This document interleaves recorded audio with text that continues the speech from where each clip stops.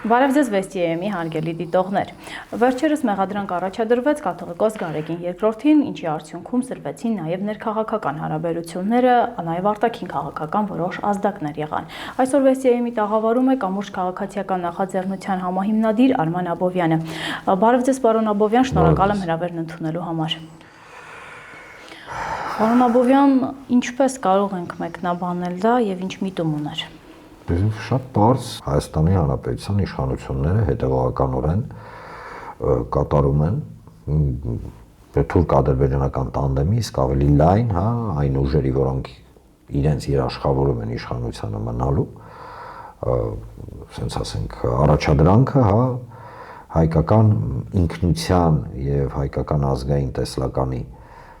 ընդգծում եմ ազգային տեսլականի, պահպանող հիմնական ինստիտուտի ոչնչացումը։ Այստեղ, գիտեք, սենց ուղղահայաց, եթե չի կարելի նայել մենակ մի պատճառով։ Պատճառ երկրորդ, պատկերացրեք, մենք ապրում ենք մի իրավիճակում, երբ որ հայ առաքելական եկեղեցին իշխանությունը դիտարկում է որպես վտանգ իր իշխանությանը։ Այսինքն, այստեղ պետք է հասկանանք, որ կոլոբրոցիանիստական, այսինքն արտաքին ուժերի կողմից կառավարվող համակարգ է այսօր գործում Հայաստանում, որը դիտարկում է եկեղեցին, կրկնեմ, որպես իրենց գոյության համար վտանգ։ Սա է։ Արգելքի իրավական փաթեթավորումը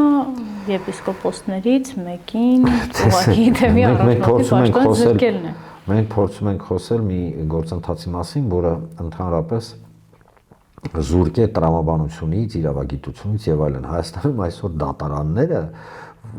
ուղղակի որոշումներ են ընդունում, որոնք հակասում են սահմանադրությանը, օրինակ, երբ որ դատարանով որոշում են, որ պետք է կանգնեցվի վեհափառի որոշումը կարգալույծ արված սրբազանի կամ, չգիտեմ, եկեղեցականի մասով, դրանով ուղղակի հասկանում եք, արդեն չգիտեմ, հեգնանքով խոսես, ծիծաղով խոսես, տխրելով խոսես, բայց սա ցույց է տալիս ընդհանուր համակարգի դեգրադացիոն իրավիճակ, այսինքն անկում է ապրում։ Եվ այստեղ ոչ մի բանին չզարմանաք։ Պարզապես մեր հեռուստադիտողներին եկեք խորհուրդ տանք բացել պատմությունը ու նայել որ ռեժիմները եւ ինչ պատճառով սենց ասենք ենթարկում էին կտանքների հայ եկեղեցականներին եւ ընդհանրապես պայքարում էին հայ եկեղեցու դեմ։ Հիմնականում 190% դա կամ մեծ գերտերությունների, այն ժամանակվա կամ իմպերիաների ղեկավարներին կամ արտաքին գործոնի կատարածությունները։ Այսինքն մենք ունենք հետևյալ պատկերը, որ կարելի է վստահաբար ասել, որ այս իշխանությունը հարուցելով քրեական գործ կաթողիկոսի դեմ, նստացնելով բերդերը սրբազանների, ամենալկտինենք վիժվածկացին, հասկանում եք, ասեկոսեներ գեներացնելով, թե արտաքին, թե ներքին, դաշտում, անում է նույն բանը, ինչ անում էր, օրինակ, չգիտեմ, Օսմանյան կայսրության ընթացքում ցեղասպանությունից առաջ երրորդ թուրքերի կառավարությունը։ Ես համեմատական չեմ ուզում անցկացնել, բայց ներողություն այնքան ցայտուն է աչքերի մեջ sense խփում։ Սա է։ Պարոն Աբովյան, կար նաև քաղաքական, այսինքն դրդապատճառի մասին խոսած հենց Նիկոլ Փաշինյանն ասաց, իրենք պատրաստում էին կաթողիկոսարան տեղափոխել, կաթողիկոսի նստավայրը տեղափոխել, եկեղեցու գանձերը տեղափոխել, դրա համար մուտքը արգելեցին, այսինքն ուղիղ միջամտություններ իրավական գործընթացին, որ չտանեն։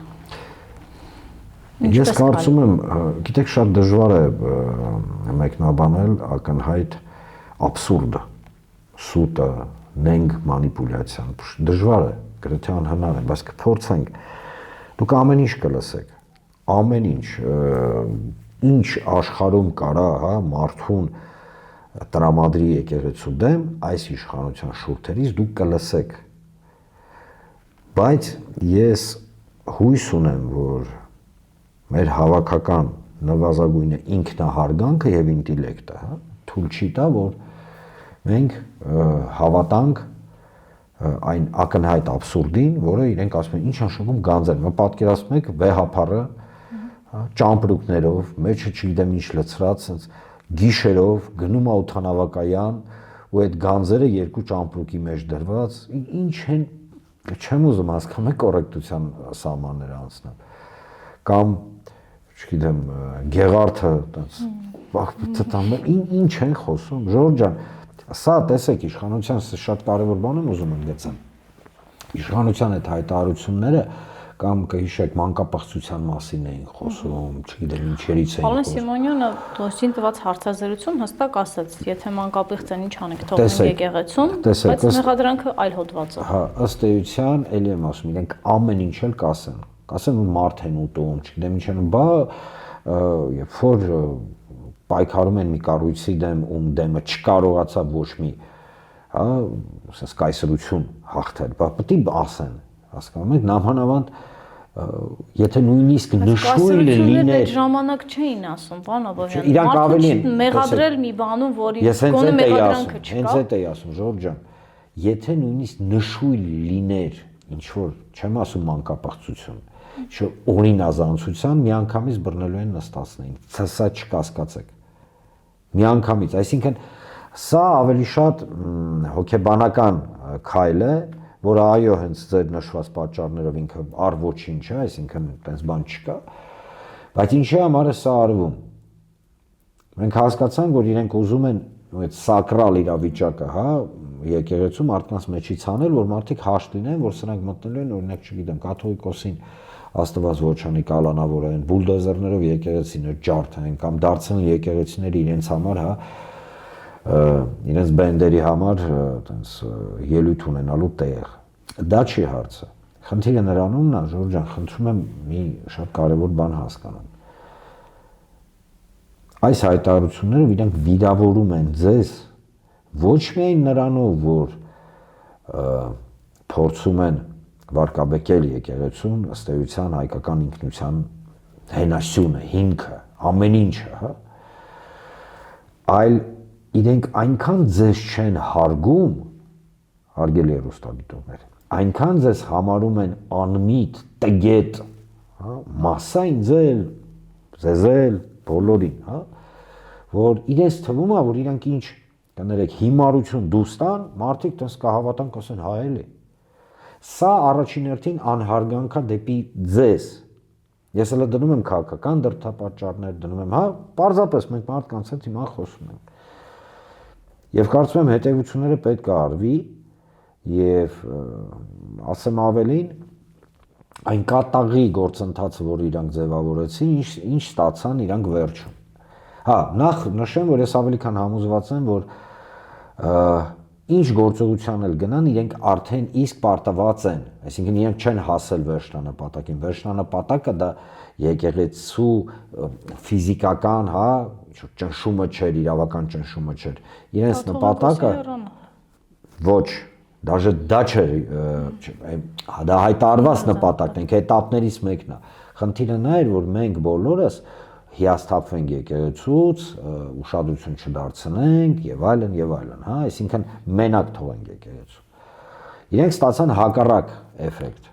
Պարոն Աբովյան, հայտարարում են, որ ոչ թե մեր խնդիրը եկեղեցին է, եկեղեցին մեր հայտարարել շատ բան կարող են հայտարարել, բայց ամբողջ խնդիրը հենց կաթողիկոսն է ու մի քանի եպիսկոպոսներն են։ Տեսեք, այս պարագայում, չէ, ստում են, ասեմ ինչի համար ստում են, որովհետեւ առաջին հերթին երբ որ այս process-ին զուգահեռ իրանք սկսեցին անմիջապես խառնվել եկեղեցու, հա, օրինակ, չգիտեմ, ինչ-որ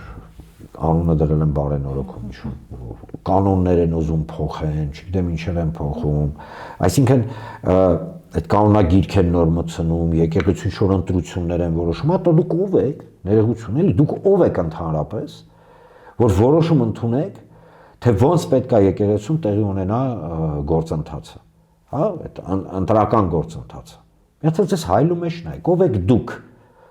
Սա մեկ ու երկրորդը, երբ որ բերվում է որպես փաստարկ, հա, այն որ իրանք եկեղեցու հետ խնդիր չունեն, բարև փոխում են եւ ուզում են որ անձերը դուրս գան իբր վարքաբեկիչ, հա, անձերը, ապա այդ պարագայում ի՞նչ է նշանակում ձեր բարեփոխման նախագիծը, որտեղ դուք հստակ նշում եք, որ պետք է խառնվեք եկեղեցական գործընթացների մեջ։ Կարող է վաղը ծիսակատարություն է, այ միջով ծիսակատարության մեջ են խառնվում։ Այդ որ վեհապարի անունը չտա։ Այ Ժորժ ջան։ Տեսեք։ Դա ասում են ԱԱԶ խնդրանքով զեղչվեց։ Տեսեք։ Մենք պետք է ֆիքսենք հետևելը։ Իշխանությունը պրավալի է տվել ու դա անխուսափելի է, ինչ էլ ուզում են անեն,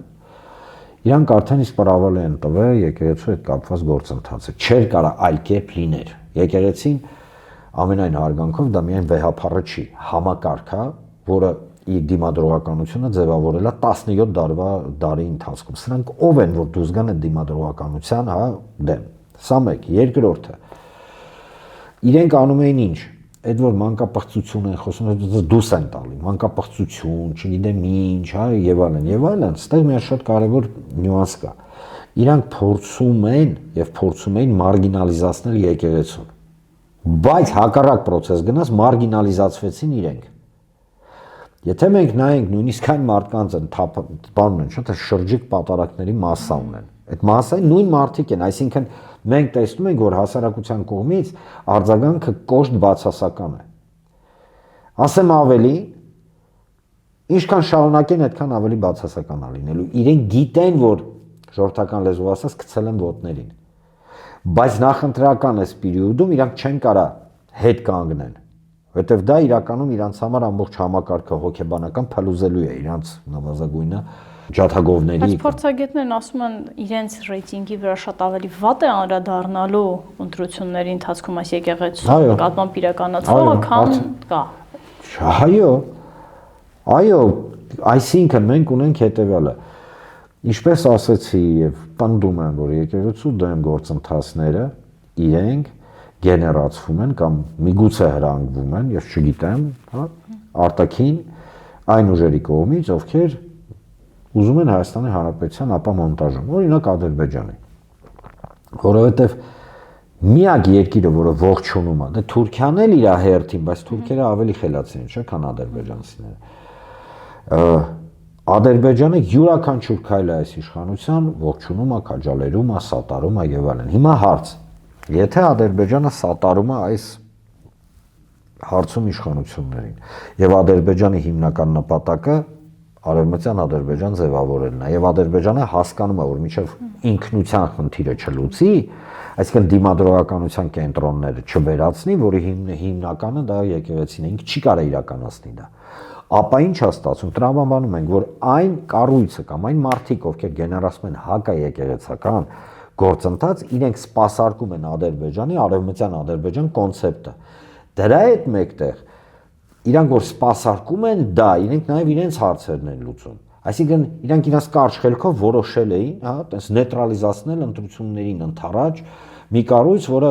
ազգային է, իսկ այս իշխանությունը ապազգային է։ Իսկ հասկանում ենք ինչ է կատարում։ Հակառակ process սկսեց։ Եվ այո, շատ ես բազմաթիվ մարդկանց գիտեմ, ովքեր պայմանական այս իշխանության երկրպագուներն էին մեղմ ասած, բայց այս ամբողջ գործընթացից հետո այնց են հիասթափվում, ինքը ալիքաձև ավելանում է։ Ասեմ ավելին։ Նույնիսկ իրանց թիմում ակնհայտորեն նկատվում է, որ զգալի մասը ուղղակի ուզում է զերծ մնա այդ process-ից։ Վաղը երեխա կնքել կա, վաղը Աստված ոչ անի բոլորի դռնից, չգիտեմ, հուղարկավորություններ կան, հարսանիքներ կան, գործընթացներ կան։ Բայց իրենց թիմից մարդիկ կան, որ կարգալույց քահանայի մոտ գնում են երեխա կնքելու։ Նույն հաջողության կարող են գնան, օրինակ, չգիտեմ, իրենց բակի, չեմ ուզում ոչ մի, հա, մասնագիտության, ասեմ, կարան փողոցից մարդ բռնեն, ասեմ մի հատ կնքել է երեխան։ Նույնն է։ Այդ որ տանում են իրանք փորձում են լեգիտիմացնել, բայց հասկանում եք աշխարհիկ մարդը փորձում է լեգիտիմացնել կարգալույց արված եկեղեցականի абսուրդ։ Հասկանում եք, դա նման է ոնց որ կան որ կարգալույց չեն, օրինակ մյուս թեմի առաջնորդներն են, որոնք միացել են իշխանության հայտարարած բարենորոգման ծրագրին։ Հələ չգիտեմ, Նավասարդ Կոջոյան։ Մոտ ասում է, որ ինքը կարգալույց չէ, Կոդակի թեմի առաջնորդը, Արցախի թեմի առաջնորդը, իրենք որևէ խնդիր չունեն, եկեղեցականը շարունակում են գնալ, վերջերս նույնիսկ Նավասարդ Կոչյանը վերջին պատարագին մատուցեց այդ պատարագ, ամեն կարծես թե կարգին է։ Կարծում եմ այդ հարցը ինչ չի, այդ հարցը Էշմիածնի, այսինքն բարձրագույն հոգևորական, հա, խորհրդին կամ վեհապարին ամենայն հարգանքով։ Բայց այնուամենայնիվ, եթե կարգալույց արված չեն, ուրեմն տրամաբանությունը ասում է, որ այո, իրենք ունեն բոլոր իրավունքները։ Խոսքը գնում է կարգալույց արվածի մասին։ Ստեղ ես չեմ կարող դատողություն ասեմ, որովհետև ես եկեղեցական չեմ։ Բայց ես գիտեմ մի բան, որ եթե օրինակ վեհապարը հարկ է համարել կարգալույց չանել եւ լծակները, հոգեվոր, հա, աշխարհից, ասենց ասեմ, այդ գործիքակազմը դելով ներողություն այս խոսքի համար թողել իրանց ձեռներում, ես ով եմ, ես մեկնաբան եմ, հասկանում եք, սա անկեղծ եմ ասում, ես ոչ քննադատում եմ, ոչ մեծարում եմ, ես անվերապահորեն լինելով հայ առաքելական եկեղեցու զավակ ընդունում եմ այն ամենը, ինչ անում է իմ եկեղեցին։ Պարոն Բոյան, ներքաղաքական կյանքում կարծես այսպիսի մի կոնսենսուս կար, մասնավորապես երկրորդ նախագահի ասուլիսից հետո տարածվեց, որ բոլոր ընդդիմադիրների մոտ եկեղեցու շուրջ կա կոնսենսուս։ Սա քաղաքական դաշտ ընտրություններից առաջ միավորելու որևէ ընթացք է, ինչպես կարողանանք գնահատել։ Տեսեք, ես ասեմ հետևյալը, ոչ թե ավելի խորացված կասեմ, ոչ թե ընդդիմադիր դաշտում կա կոնսենսուս, այլ հայ ժողովրդի մոտ կա կոնսենսուս, որ եկեղեցին եկեղեցի է, քրիստոնեությունը քրիստոնեություն է, ու ով կպնում է եկեղեցուն, պայմանական լավ բան չի անում ու ինքը մարգինալ է։ Այդ կոնսենսուսը բոլորի մոտ էլ կա։ Կարող է դառնալ հարթակ։ Իհարկե կարող է, ոչ թե եկեղեցին, այլ գաղափարը։ Հասկանում եք։ Իմ խորին համոզմամբ արդեն իսկ դարձել է հարթակ, ոչ թե քաղաքական առումով եկեղեցին հարթակ է ձևավորել։ Այն մարդիկ, ովքեր չեն ընդունում այս իշխանության գործողությունների եկեղեցու հանդեպ, բնականաբար մնացած գործողություններն էլ փաստացի չեն ընդունում, չէ՞։ Սփյուռքի արձագանքն ինչպես է գնահատում։ Դրական, այսօրվա օրով դրական, հաշվի առնելով վերջին նամակը, հա, Արադարզի Նուբարաֆեյան եւ այլն, հա, ամենա հեղինակավոր սփյուռքահայերը, որ հանդես եկան բաց նամակով, որտեղ ուղղակի ջարջախեցին իշխանությունը, միջազգային իշխանությունը այս պարագայում ստեղից Երևանից իրենց ինչ-որ սպառնալիքներ անում։ Արադարզին պատկերացրեք, Նուբարաֆեյանին։ Բայց այստեղ շատ կարևոր է հասկանալ լավ սփյուռքի թեման էլ բան արեցիք, որ տեսեք Հայաստան, Սփյուռք, Արցախ այդ երամիասնություններ, որը ֆիզիկապես ընդհանուր հայկական community Հայաստանի Հանրապետության, Արցախի Հանրապետության եւ Սփյուռքի անվտանգային համակարգներ։ Սփյուռքը եւ Հայաստանը, որ ասում է ամեն ինչ, որ իրարից կտրեն։ Արցախը օկուպացված է, հայաթափված է։ Հայաստանի ներկայիս իշխանությունների գործողությունները Սփյուռքի հանդեպ կրկին համապատասխանում են, կրկին ծայրից ծայր թուրք-ադրբեջանական տեսլականին, հիշենք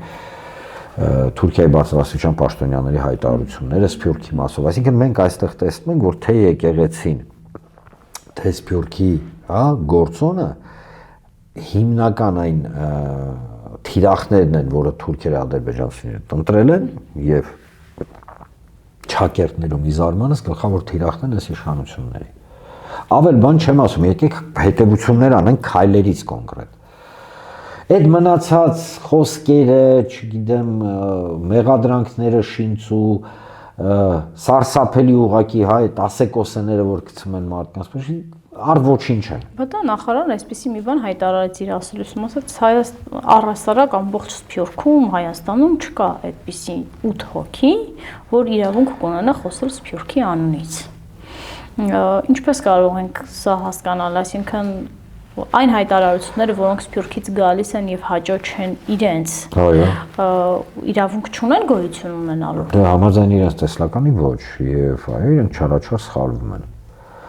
Որովհետեւ այդ տրամաբանությամբ ներքաղաքական կյանքում Նիկոլ Փաշինյանը հստակ հայտարարություն արեց, ասաց կառավարությունը ես եմ եւ եթե որևէ մեկ համաձայն չի իմ դիրքորոշման, կարող է դիմում գրել ու դուրս գալ։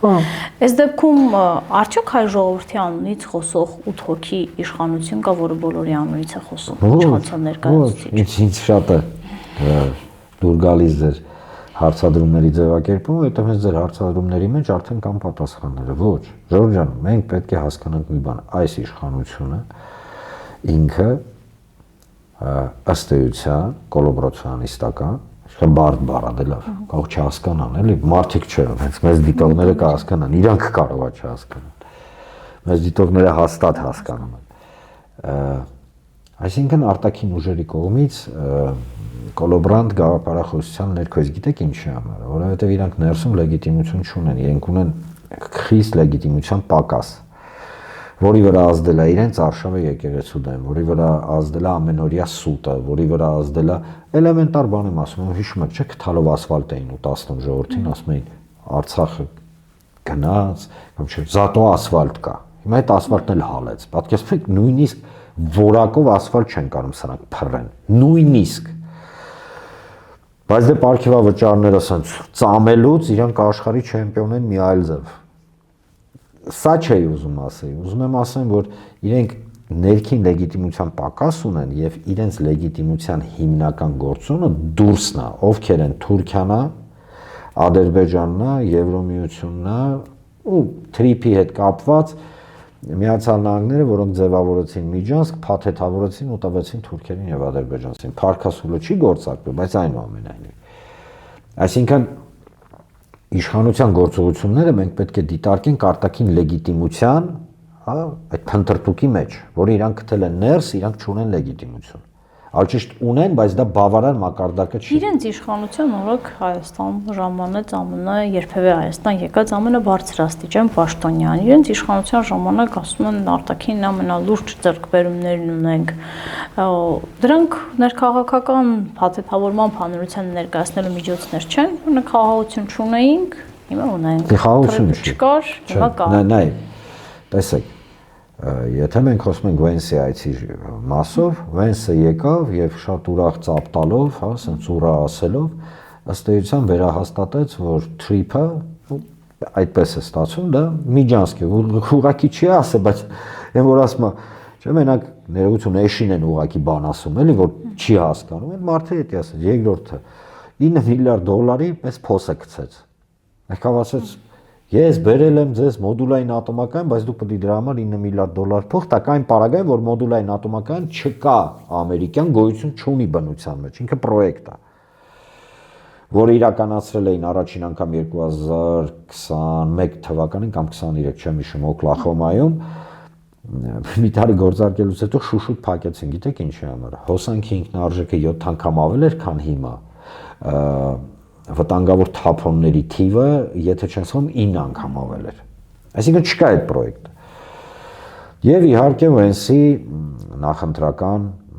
այդ քարոզարշավի օգուտ իշխանությունների, հա, ձեն չեք անում իշխանություն, արտաքին միջամտություն էր ոնց որ եղել։ Իսկ ավելի ցայտուն, որ Երևան նպատակը Միացյալ Նահանգների փոխնախագահի գալու, հիշեք, որ ցեղասպանության թանգարան այցելելուց հետո Twitter գրել, հետո մի հատ զանգեր ստացել Անկարայից ու մի անգամից այդ tweet-ը հանել էր։ Սա վիրավորական էր ու տարակացրեց ուղղակի բոլոր իրենց նպատակները, որոնք իրանք հետապնդում էին։ Խաղաղություն։ Ինչ ենք մենք հասկանում խաղաղություն, որ չեն կրակում, հա չեն կրակում, մտնում են տաները։ Հիշեցնեմ ձեզ, որ մենք ունենք նախարարությունը նախարար հենց ամփոփիչ ասուլիսում հստակ հայտարարեց, որ մի ժամանակ կար 30 տարի առաջ, 20 տարի առաջ բարբերաբար կրակոցներ կային, զինվորներ էին սպանվում, հիմա դրանք դեպքերը նվազել են։ Հիմա ինչի պետք է կրակեն, եթե առանց կրակոց իրենք ամեն ինչ հանձնում են։ Խնդիրը ինչու՞մն է։ Կրակում էին ինչի համար, կրակում են, որովհետև չէին հանձնում։ Հիմա որ հանձնում են, բնականաբար չեն կրակի, այսինքն ստե հակառակ բարձրանալու թեմա չի։ Երկրորդը ինչ է իրենց ներկայացնում խաղաղությունը։ Խաղաղությունը մի գործընթաց է, որի պարագայում երկիրը եւ ժողովուրդը անվտանգ են։ Իրենք անվտանգությունը երկրի տարածքային ամբողջականություն եւ այլն կկվի պատմությունն է։ իրանք հանձնում են Թուրքիային եւ Ադրբեջանին ըստ էության դիմացը, որ ասում են մենակ չկրակես։ Նույն այդ պայքարը եկեղեցու դեմ, նույն այդ տրամաբանության մեջ է։ Երբ որ ասում են խաղաղությունա, որ չեն կրակում, չասեմ ժողովուրդ ջան, մի օրինակ բերեմ հնագույն հայկական մեր հայրենիքի մի մասը, Նախիջևանը, որը հայաթափվեց գիտեք երբ ամենախաղաղ ժամանակահատվածում, երբ որ մենք բոլորս Խորհրդային Միության կազմում էինք եւ ըստ էության անվտանգային խնդիր չկար։ Նույն անձնագրերն էր մեր մոտ, չէ, նույն բաները, ադրբեջանցիները, որ շատ են, չէ, սիրում, այս դուստալ, բա սովետի ժամանակ հետները ապրում էինք։ Հիշում եք ոնց էիք ապրում հետները։ Հետները ապրում էինք այնպես, որ իսպար հայաթափվեց, օրինակ Նախիջևանը։ Ընդ մարդ չեն սպանել։ Ընդ եկել են փողով առել են, վախացրել են, պայմաններ են ստեղծել, որ մարդիկ դուրս գան։ Ձեզ թվում է նույն Ալիևան էս միամիտ է, հա, որ առաջնային պահանջը առաջ մղում Հայաստանում 100,000-ավոր ադրբեջանցիներ բնակեցնելու։ Նույն Նախիջևանի օրինակը կլինի։ Միանշանակ, ինձ թվում է ավելի արագ կլինի, իրանք չունեն ստրատեգիկ ժամանակի ռեզերվ, կաշխատեն շուտ հարցը լուծել։ Մի քանի սցենար են դիտարկում, օրինակ Արցախյան սցենարը արագ հայաթափում կամ ավելի երկար, օրինակ 5-ից 7 տարի ժամանակահատվածում ռեգիոն հայաթափել, օրինակ, հա։ Ինչպես հայաթափման գործընթացը սկսել է, հիշեք, Սահմանամերձ գյուղերը Գեղարքունիքի մարզում, Վայոց ձոր եւ այլն, այնտեղ բավական ծանր վիճակը, մարդիկ դուրս են գալի։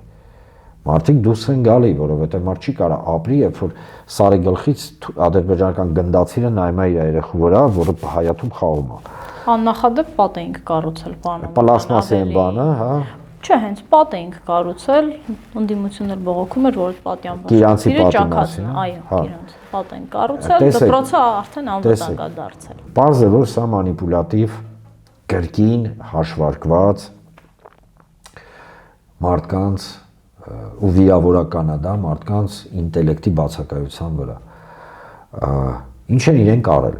Իրենք վիզուալիզացրել են իբր անվտանգությունը, պլաստմասից պատ են սարքել կամ, չգիտեմ, թիթեղից պատ են սարքել ու ասում են վերջ, այս պատը գարանտիա է։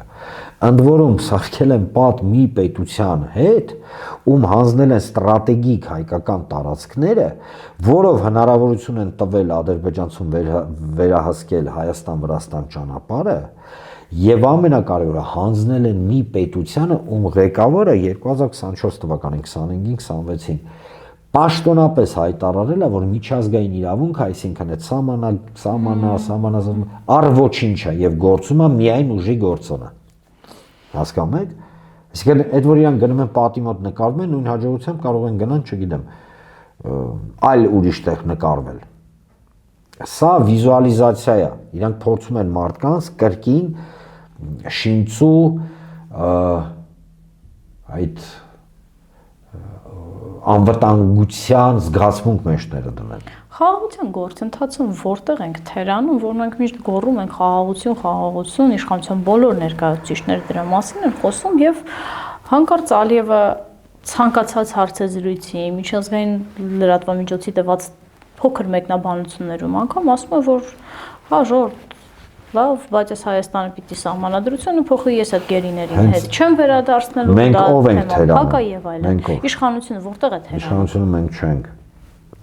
Իշխանությունը չի թերանում։ Իշխանությունը մարդկանց ստում է եւ խաբում է։ Իշխանությունը մարդկանց ասում է գոյություն ունի խաղաղության մոդել, չէ՞։ Ինչ եղել է, սկսենք նորից։ Դրա բուկլետը կա,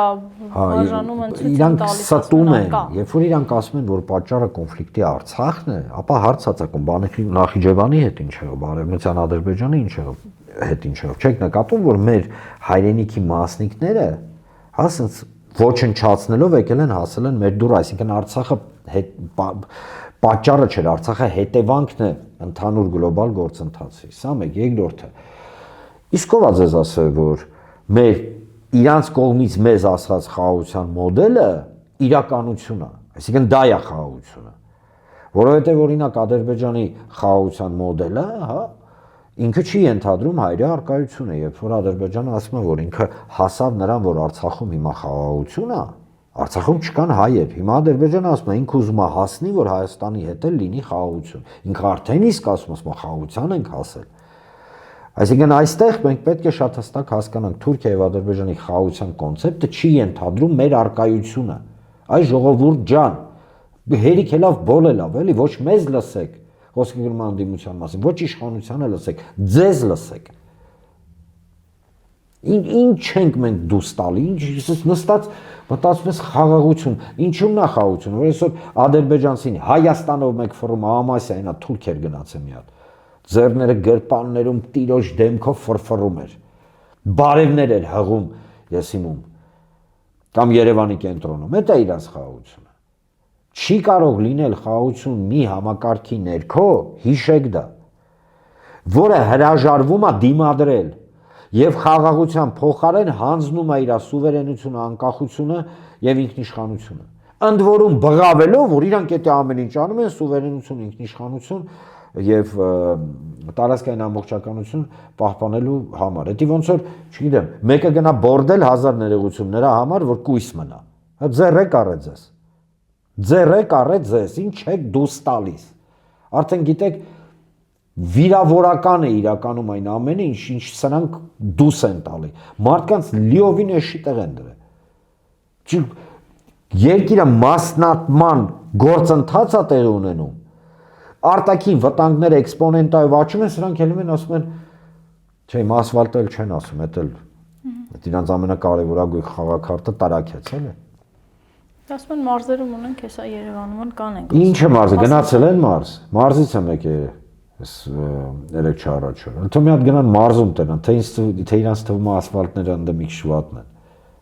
Ես ես բասեմ Երևանի ասֆալտապատման աշնանը ասֆալտապատման գործընթացներ էին։ Ձմեռը հալեց այդ ասֆալտը։ Պատկերացրեք ինչ կոռուպցիոն թոթալ տենց մեջը ճպճպալով գործ են արել։ Չեմ պնդում, ենթադրում եմ։ Որտեվ չի կարող չգիտեմ, մի քանի ամսվա ասֆալտը հալի։ Դա անհնար է։ Մեկ էլ բան էին անում, չէ, բացած մնացում են ժողովուրդ ձմեռ է եկե, ձուն է եկե, վրան աղենք շփի դրա համար ասֆալտը բան հալեց։ Կարող է կուրսի չեն, որ ամեն տարի է ձմեռ գալի եւ ժողովուրդը մի քիչ տեղյակ է, մարդիկ տեղյակ են, որ ձմեռը ձուն է գալի։ Հետո եկեք գաղտնիք բացենք իշխանությունների համար։ Ձմեռվանից հետո գարուն է գալի։ Գարունից հետո ամառ է գալի եւ իշխանություն հիշեք, ամառը ձուն չի գալի։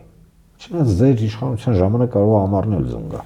Շնորհակալ եմ շատ հետաքրքիր զրույցի համար, պարոն Աբովյան, շնորհակալ եմ նաև հրավերն ընդունելու համար։ Ես հիշեցնեմ, որ իմ հյուրն էր Արման Աբովյանը, մենք քննարկեցինք եկեղեցու նկատմամբ եւ հատկապես կաթողիկոսի նկատմամբ իրականացվող գործընթացները, դրանց հանրային եւ արտաքին քաղաքական արձագանքներ, ինչպես նաև ներքաղաքական մի քանի խնդիրներ։ Մնացեք Վեստիի հետ։